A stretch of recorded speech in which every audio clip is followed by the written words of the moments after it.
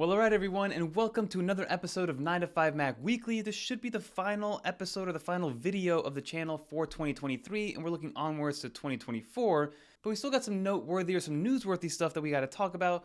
First off, we gotta talk about the Apple Watch ban, because that saga does continue. Is it in-store? Is it allowed? Is it illegal? Is it not? We're gonna talk about that in a little bit. Also, we got some leaks of a new HomePod coming out, or some sort of new HomePod prototype being out in the wild right now. And we're also gonna touch on what Apple's doing in the gaming world and some other little miscellaneous things that we wanna wrap up. But without further ado, let's talk about everything that's happened this past week related to Apple and everything in between.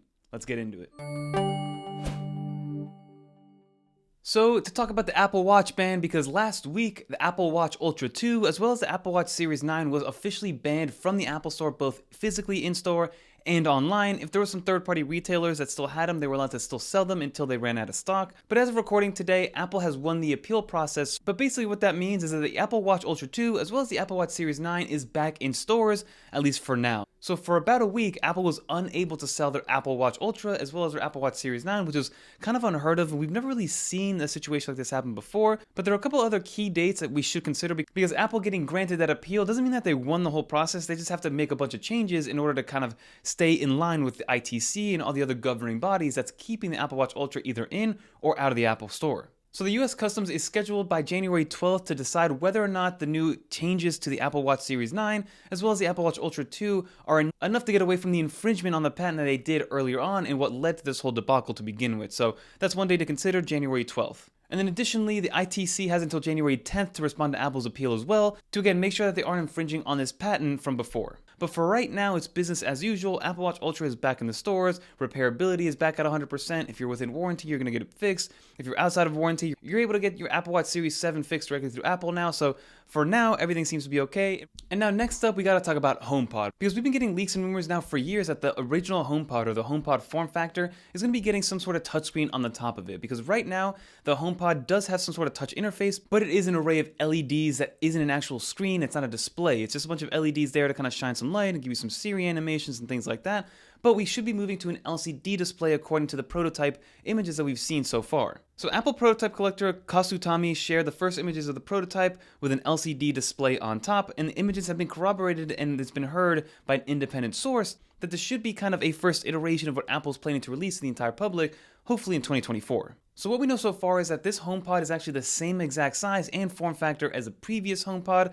The only difference is going to be is that it will have that LCD display, and even though in the images it looks like a flat display, there will be some sort of convex kind of glass shielding, which will give it a little bit of a bump, making it a little bit more circular as opposed to kind of flat. So it's going to look maybe like a little bit of a hill, and you'll be able to maybe interact with it with a touchscreen interface, and it will give you a little bit more information than just the LEDs that we got before with the HomePod. And we'll probably get some more app interfaces and some more kind of widgets, and I'm kind of seeing complications maybe come into play here. So Apple may be putting some watchOS 10 stuff on the actual HomePod. It's going to be nice to see, to kind of give you some information on a glass. Maybe we'll be able to see stuff like Wi-Fi speeds, or what lights are turned on through HomeKit, or obviously what's playing on Spotify or Apple Music. So everything still remains yet to be seen. This is a prototype image, but I do believe we're going to be getting a new HomePod next year. Another bit of news to consider is that Apple's putting their best foot forward when it comes to actual video games and AAA gaming on a Mac interface and on Mac software. Apple's come out and said that the new M series of chips are now powerful enough to play AAA games fantastically, as they like to quote, saying that it can pretty much power anything. So any Mac that has an M series chip is now fully equipped and ready to go to be able to kind of be a leading gaming platform moving forward. Now, I'm not somebody that games too much, and if I do game, it's usually on the sports side, so I'm playing Madden and NBA 2K, and maybe some retro games and things like that. So for me, I already use my iPad kind of as a game console, because I use it with my PS4 controller or my Xbox controller. I'm able to play NBA 2K through Apple Arcade. So for casual gaming, it's already doing that and doing it extremely well. So for those people that are actually intense gamers, maybe into esports, people that need that 240 hertz display and refresh rate, because they're playing first-person shooting games and things like that, I think this is where Apple's going to take a big step forward, because they're going to be able to actually be able to run those games and run them extremely well on things like a MacBook Air, a MacBook Pro, an iMac, and things like that. So I do believe AAA gaming is going to take a big step forward on the Mac platform, and Windows better watch out, because I don't know, if Apple starts making gaming computers as well as the design machines and tools that they already are, it could be bad news for those Windows people. And then the last bit of news that I wanted to include in here, because I actually received this email personally, is that Amazon Prime Video is going to be increasing its price, or actually keeping the same price but adding ads for those people that are Amazon Prime subscribers. So I'm personally an Amazon Prime subscriber. I believe it's $150 a month, or maybe $170 a month here in the US. And nothing's going to change from a day to day. You can still watch all the content you want. All the content will still be readily available.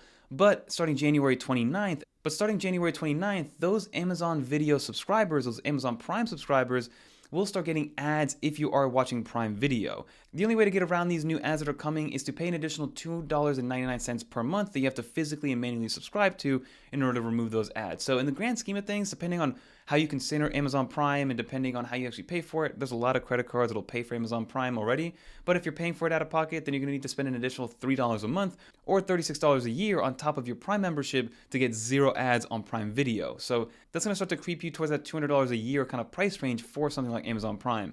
Now, I do use Amazon Prime a lot. I use Prime Video a decent amount. Will I be paying for the ad-supported or the non-ad supported Amazon Prime? Most likely not, because I don't want to spend $3 more with already all the different streaming services that I'm already using. But that's to each their own. Let me know in the comment down below. Will you be paying more for Amazon Prime to be able to get ad-free content? Let me know in the comment down below. Now that will just about do for this video and all the news that we had this past week. I know this is the end of 2023, so we just want to say a big thank you to everybody that supported us throughout this year, and we got a lot more stuff coming in 2024. Leave some comments down below of what your favorite tech of 2023 was, your favorite news moments of 2023 in the tech space.